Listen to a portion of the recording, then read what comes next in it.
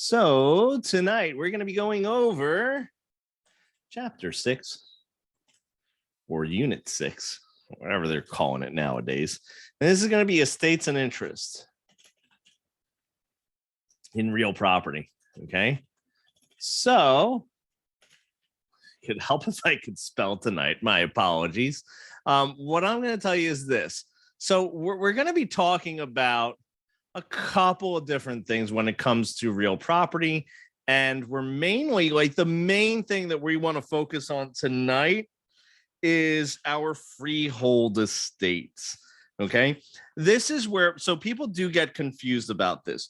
People get confused about what a freehold estate is. So what we talk about is when you have ownership of a property, okay, they're going to call your interest in the property a freehold estate. Okay. Now, keep in mind this. There is something else called a less than freehold estate, also known as a leasehold. So guess what? That's a lease. We're going to be talking about those in a later on chapter when we talk about leases. They kind of, the way that this book does it is they break it down instead of mushing those two together where we talk about freehold estates and less than freehold estates in one. They're going to talk about freehold estate interest, okay, in one. Then they're going to talk about leases and what comes in leases in a later chapter. So we're going to break it down the way that your book does. So that being said, freehold estates. I'm going to keep this really nice and short and simple and sweet. It's ownership, okay? You own real property. You have one of these freehold estates. There's 3 of them. Fee simple, absolute, okay. Fee defeasible, and a life estate, okay. Now, let me explain to you what each one is. Now, something else I want to tell you about your freehold estates and the wording.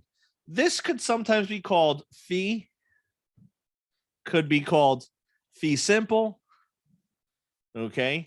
Simple fee, all those things are fair game, okay?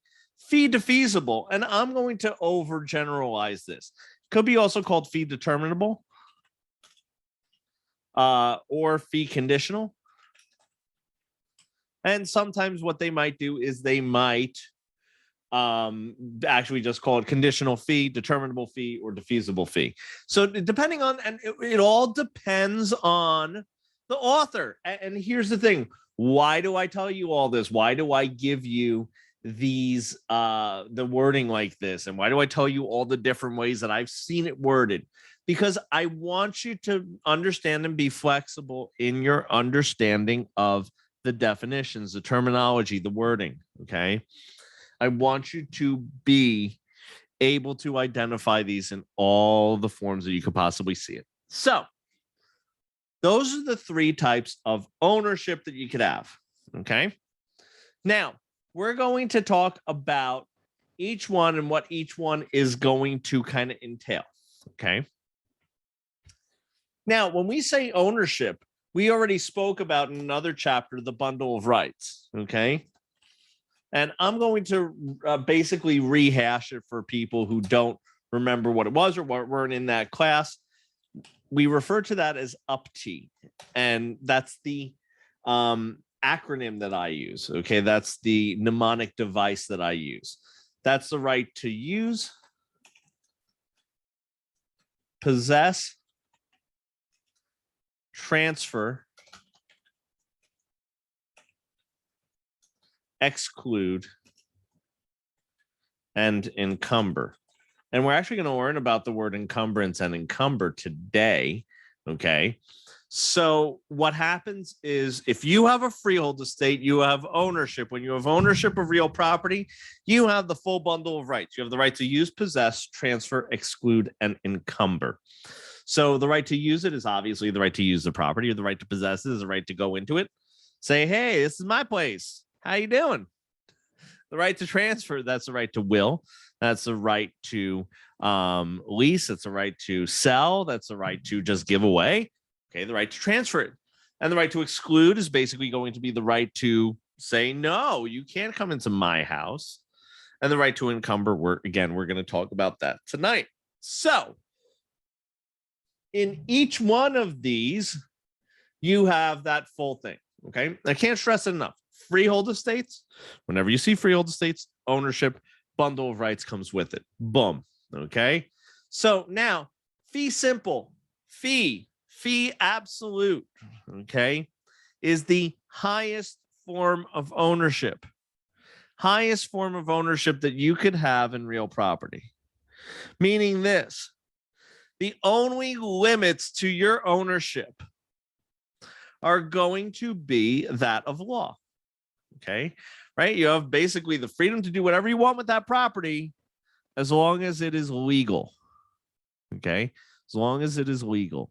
Now, any questions on that for anyone who's with me live? I always like to give you the chance to ask.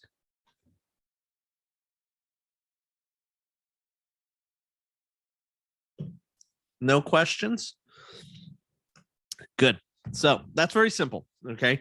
Fee simple, fee absolute. That is going to be highest form of ownership.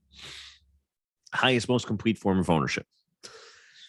Fee defeasible, fee determinable, fee conditional. I doubt they're ever going to call it fee conditional because that kind of gives it away. Kind of gives it away. All right. So fee conditional, fee defeasible, fee determinable is basically going to be ownership with a condition. So let me give you an example, and I think that's the best way to kind of see that. Fee conditional could be, I give you ownership of a storefront. So I'm a real estate tycoon, and I give you ownership of a storefront, but I absolutely despise the Boston Red Sox. I say, listen, you could never sell a Boston Red Sox memorabilia in here as long as you own this property. If one day you decided to sell a Boston Red Sox mug, boom, ownership ceases to exist. It would go back to me or my estate. Okay. So your ownership is conditional. Sometimes they say you can't sell alcohol here. That is a fee conditional one. So as long as it's lawful, as long as it's legal, okay, what happens is this. It would be a situation where there is a condition tied to your ownership, and you're going to have ownership for as long as you're obeying that condition. Okay. Any questions on that from anyone in the peanut gallery that's live with me? Because the next one's the one that throws everyone off.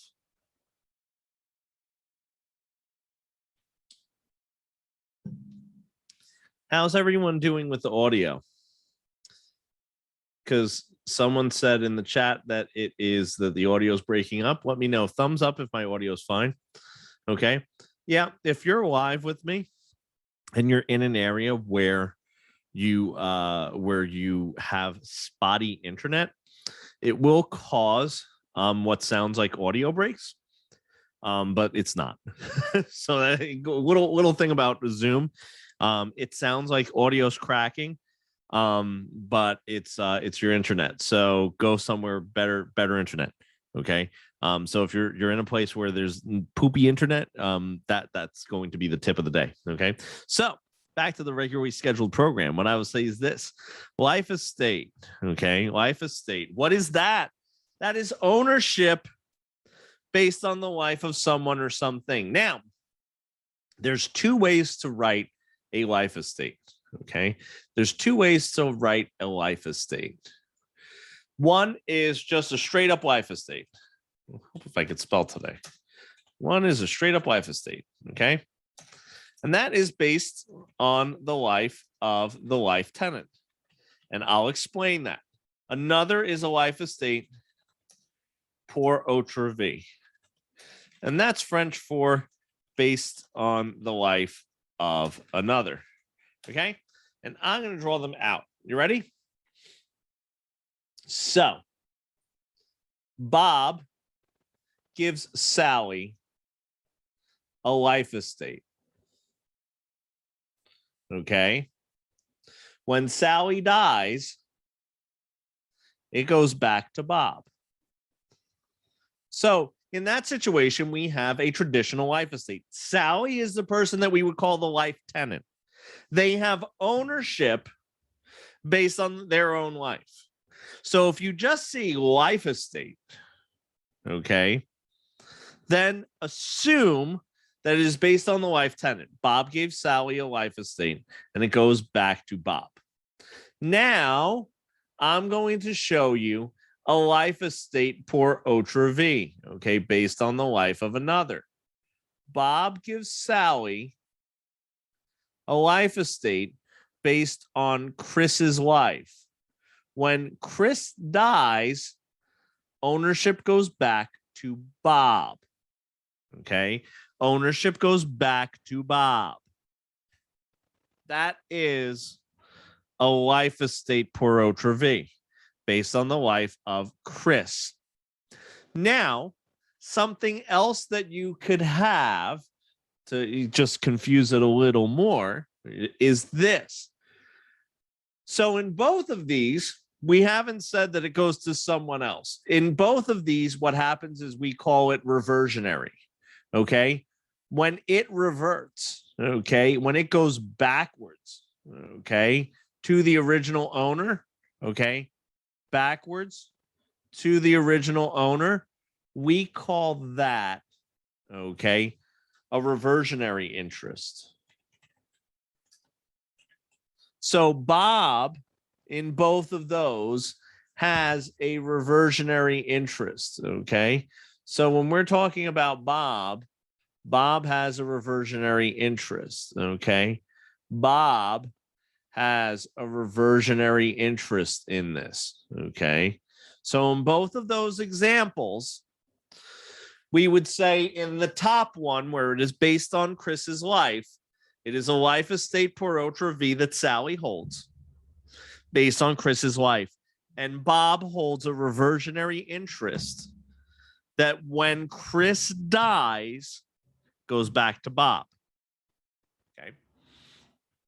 In the bottom one, when Sally dies, it goes back to Bob. So here's the thing. Bob will have fee simple interest at the end of it.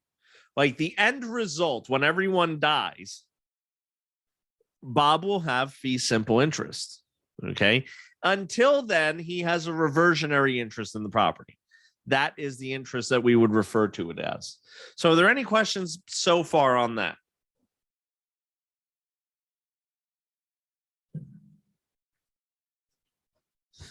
So you're with me on that so far? So I have a question for everybody. Can Sally, in either of the examples, because the answer is the same in either of the examples, okay? Can Sally sell or lease the property? Can Sally sell or lease it? What do you think? Anyone who's here with me live, I want to know what your thoughts are. Yay, nay? Maybe? Glass of vinegar? What do we think? Yes, no? Yeah, that's what I figured. I figured I get a bunch of different answers. Love it. I love the yes with the question mark is probably my favorite because it's like maybe. So listen, now we're using the building blocks here, the building blocks of understanding. Okay, the building blocks of understanding. Okay, I said to you, each one of these has ownership. This is a bundle of rights. In the bundle of rights, you have the right to transfer. So in each one of these, you could transfer. So Sally can sell or lease the property. Now, here's the thing. Several things could be true at the same time. Does it make sense for Sally to sell the property? Does it make sense for anyone to buy the property? Right? You know, that is a life estate. Probably not. Like, no, it probably doesn't make sense. I could probably create a crazy situation where it would. However, no, like that doesn't make much sense. Now, let me also say this. Does that have anything to do with the fact that it doesn't make much sense? Does that have anything to do with the question that I was asking, which is, you know, can she sell or lease a property? No, has nothing to do with that. Nothing to do with that. So, trick to the test. Okay, always answer the question that you're being asked. Don't think too hard about it. Okay. If I say to you, hey, can she transfer it? Sure, absolutely. Is it smart? No. Like, I mean, not that great of an idea. But can she do it? Sure. Sure. Right? She has the right to transfer it. Okay. So, and I think that's where everyone kind of gets tripped up with that. Now, to make life estates even more complicated. So I just showed you reversionary interest, right? Now, what happens is this, and I'm going to do a little erasy, okay? I'm going to do a little erasy. And I'm going to get rid of a lot of stuff here so that I could show you, okay? So, Bob gives Sally a life estate. So in one, it's based on Chris's life. On one, it is based on Sally's life. So the life estate that we have at the bottom, okay, is a life estate. And the one at the top is going to be a life estate pour autre vie, okay? Now, in either of those, I could have, okay, a remainder man. Let's say Nick, okay, that when Chris dies, the property goes to Nick. When Sally dies, the property goes to Nick, okay? And that is an example of a remainder man or a remainder interest, remainder man, okay, or remainder interest.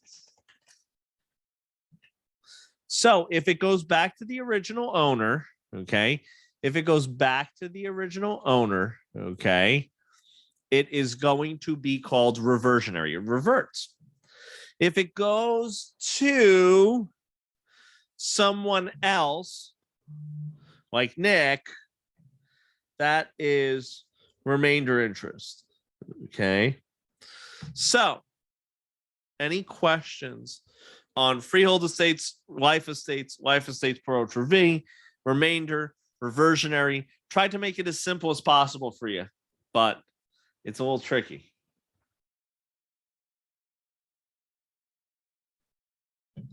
Nothing? Perfect. Excellent. So let's keep it moving and grooving. Now what we're going to talk about is this. We're going to talk about, let's talk about encumbrances, okay? Now, encumbrances is an overarching category. That's a charge, claim, liability against the property, okay? Something not, something not usually positive, okay? So there's two major types of encumbrances that we're going to talk about today, and that's going to be easements, and that's going to be liens. So let's start with liens, okay? Let's start with liens, because I think that's the easier one to kind of understand, to grasp in our head. So liens are financial claims against the property. Now, there are two things that a lien is going to be. Lien is going to fall into category 1, and it's also going to have one from category 2. Category 1 is going to be voluntary or involuntary. Category number 2 is going to be, specific, or it's going to be general. It's going to be one from each of those. So it's going to be voluntary general, voluntary specific, involuntary general, involuntary specific. And we're going to talk about some different types of liens that you might have on a property. So when you mortgage your property, and we'll get into mortgages later on, when you mortgage your property and you're using it, basically someone has a lien against the property. They have a lien against the property. Now that would be, so watch this. We're going to actually write some stuff out. So a mortgage, that is going to be, so let me ask everyone in the chat. Do you think that is voluntary or involuntary? Just based on what I'm telling you right now. based on what you know. Is a mortgage lien voluntary or involuntary? Yeah, voluntary. That's going to be voluntary because you can pay cash for your home, right? So it's going to be voluntary. Okay.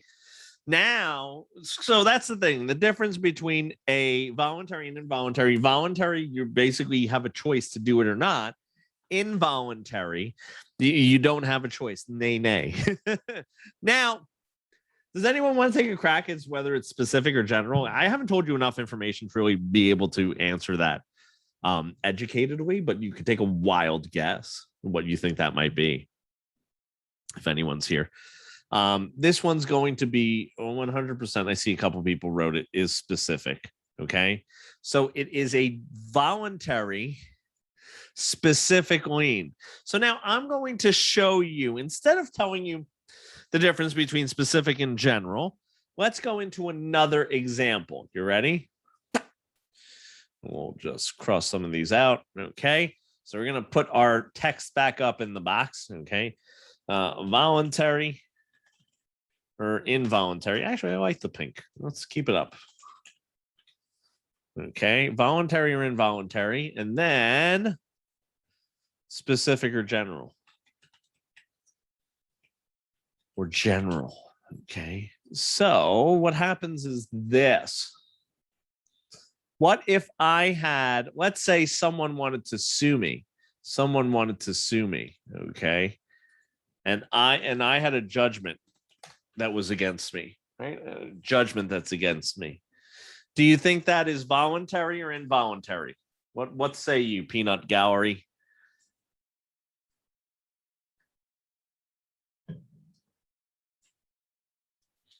Involuntary. Yeah, because guess what? Okay. Guess what? No one is choosing to do this. So that's involuntary. Okay. Involuntary. Now, take a stab at this one. See, take a wild guess. General or specific?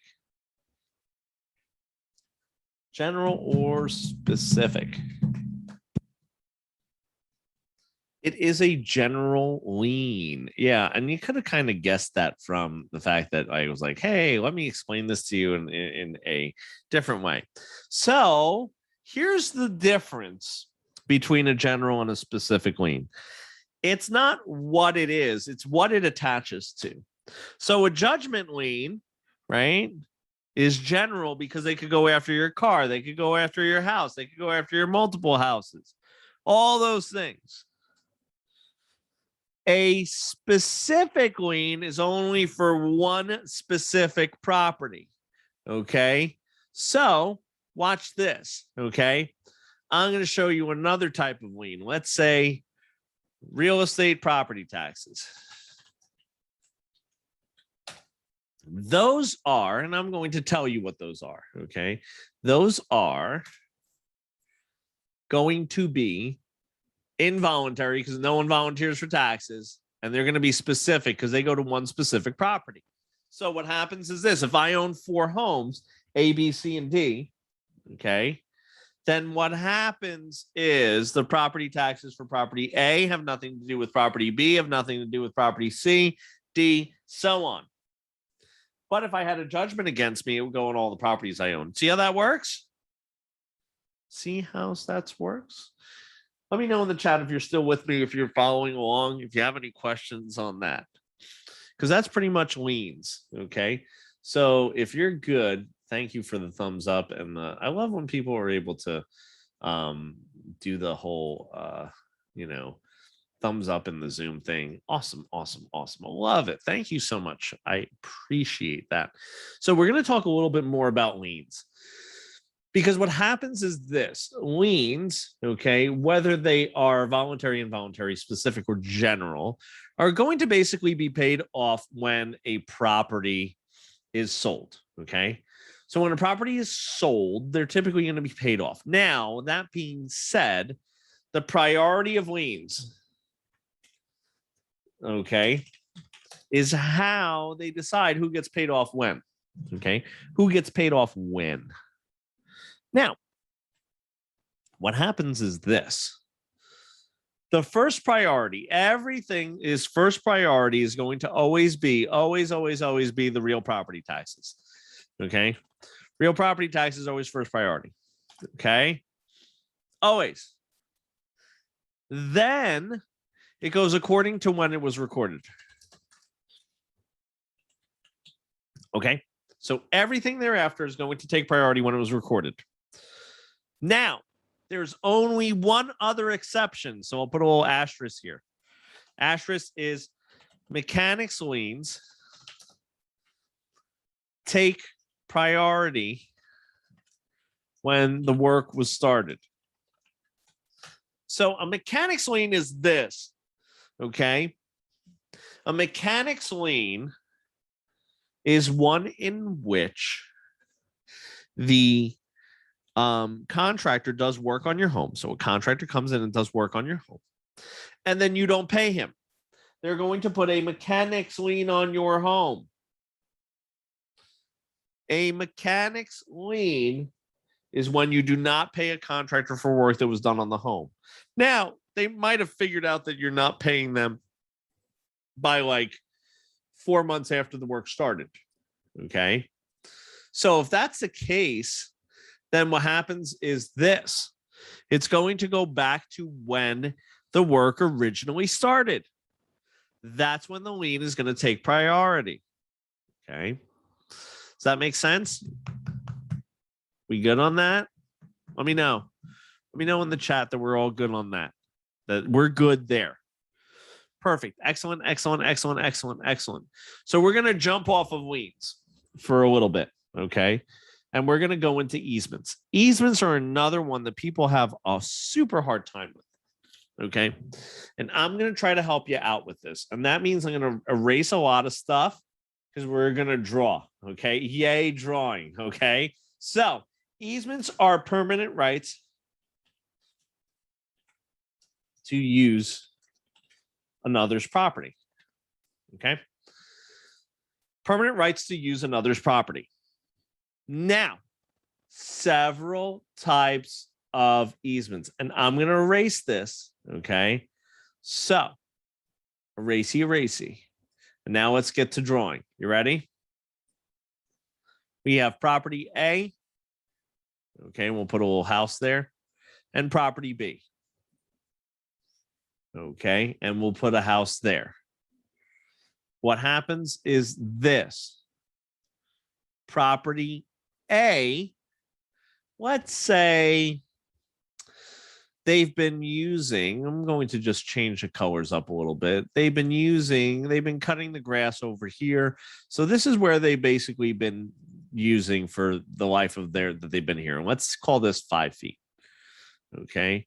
So what happens is this, okay. They are right now just kind of using and trespassing onto B's property. Now, I'm going to show you something else. Let's say A wanted to build a new fence, and now he thinks that that's his property. Now, he builds this beautiful neon pink fence, okay, all around his property.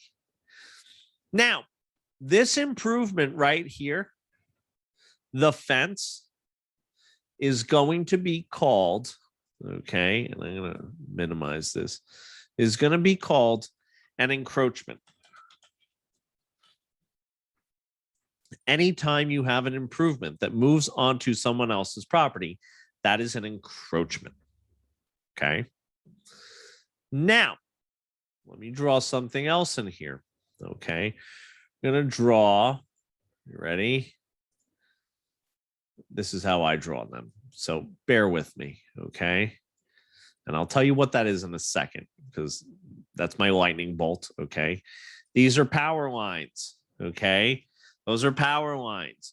Utility companies, along with a power company, things like that, if they have things on your property, okay, they have what's called easements in gross. So utility companies have what they call easements in gross. And how I remember that is power lines are gross to look at. Okay. Power lines are gross to look at. Now,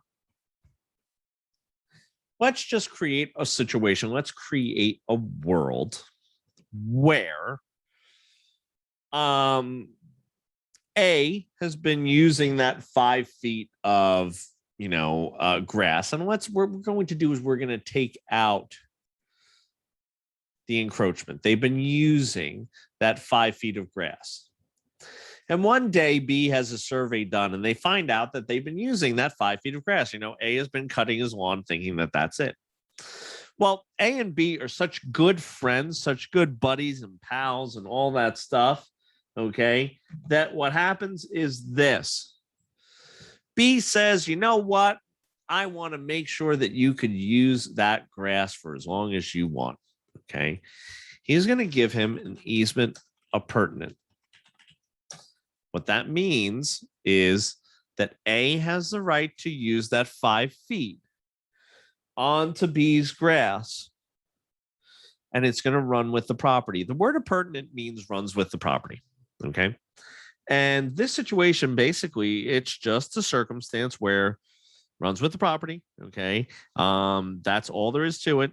And the reason we call it an easement appurtenant is because it's just an easement. It's just, there's no other way around it. It's not an easement in gross, because what in gross means is that there's actually no property attached. There's what we would refer to as no dominant or servient tenement. So in this situation, let me show you. Since A is using B's property, A would be the dominant tenement and B would be the servient tenement.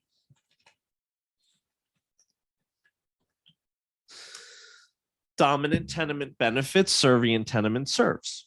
Okay, very, very simple, very easy as far as that's concerned. Dominant benefits, servient serves. Okay. Now, when it comes to the easement and gross, there's actually no dominant tenement because the power companies do not have a property. Okay, they're entities.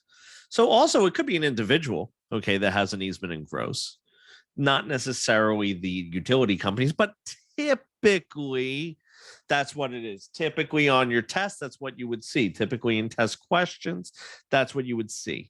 However, I want to give you the real definition of it so that you understand that it's not just utility companies. It's one that's classified as having no dominant tenement, right? Because you don't see anybody here that's a power company. It's just they have the right to use it. So they can cross on to either property. Now, dominant tenement could dissolve an easement appurtenant. So the one benefiting could go, sit there and go, you know what? I don't need to do that. You could have it back. But the servient tenement cannot. Now, I'm going to give you a situation where they are not super friendly. Okay. They have the, okay, let's just call it like it is. You ready? Meh faces. They don't like each other. Meh faces. All right. So what happens is this. B finds out, and mind my dogs. I hope you don't mind. There's nice weather out there, so there's probably the mailman coming in. So it's the benefit of Zoom, right? So what happens is this. We have meh faces, okay? And what happens is they don't like each other. They find out that this 5 feet has been used, okay, in an open and hostile way. And when I say open and hostile, I don't mean that like A has been, basically going across B's property and waving a flag saying, ha, ha, look at me. Not doing that. I'm just saying what they're doing is this. Probably just using it, and it's known, okay? It's known that they're using it, okay? It's known that they're using that space, okay? So here's what happens. In the situation where they have meh face, they don't like each other. They're not really volunteering. B's not going to say, sure, let's just put an easement here. Done. No. A would probably have to apply for what we would call an easement by prescription. Okay, an easement by prescription.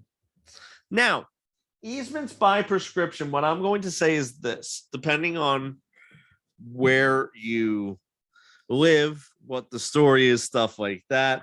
Easements by prescription, the time period is different, okay, in every single state. However, in New Jersey, speak to New Jersey. New Jersey is 20 years of open and hostile usage, okay, in New Jersey. 20 years open and hostile usage. You could apply for an easement by prescription. And basically, the way that it would work after that is it would work just the same as an easement appurtenant, right? It would go with the property, and that's the situation there. Done. Okay. Nothing else to it. Okay. Nothing else to it. Run with the property, and it acts the same way. It's just how it was obtained was different because remember, they had meth face. They don't like each other. Okay. So, and he's been using it. Okay. So you have 30 years in the book. Which one are you using so that I make sure that that hasn't changed? 15th. Okay. So I'll tell you what. That might be one of the things that have changed. So if you're saying 15th, I'm going to say that is because that actually has been updating in some of the books. So we're going to say 30 years in New Jersey. Thank you. So thank you for keeping me honest with that. That is one of the things that has changed. And they have been changing that. That's why I say what I will tell you is this. Okay. So listen to what I'm going to tell you. Very important. Okay. Moving forward. Okay. Probably past. It might take a year or so. If you see a question on the test right now, it's probably still going to be 20 years. They have not updated the test. Listen, I spoke to the New Jersey Real Estate Commission about 3 months ago. Okay. So we're talking it's September 2021. So as of June 2021, there had been no changes to the test. So heed my advice, 20 years, unless we're about like a year or so in, then it might change to 30, but it takes them at least like a good 6 months to a year to change everything. So still keep that in mind. And they actually might. So until like the end of the year, so any students that are live with me right now, September 2021, I would still say 20 years is something that I would be working off of. But probably if you're doing January moving forward, I would say 30. Okay. I would say 30. So that's something to keep in mind. Okay. Just, and listen, why do I tell you that? That seems a little confusing. I'm trying to give you the best advice to help you get questions right. Okay. And that's my New Jersey students. I'm talking about New Jersey specific right there as far as that question is concerned. Okay. Every other state, hey, go by your state information. Okay. If you're watching this on recording in the future.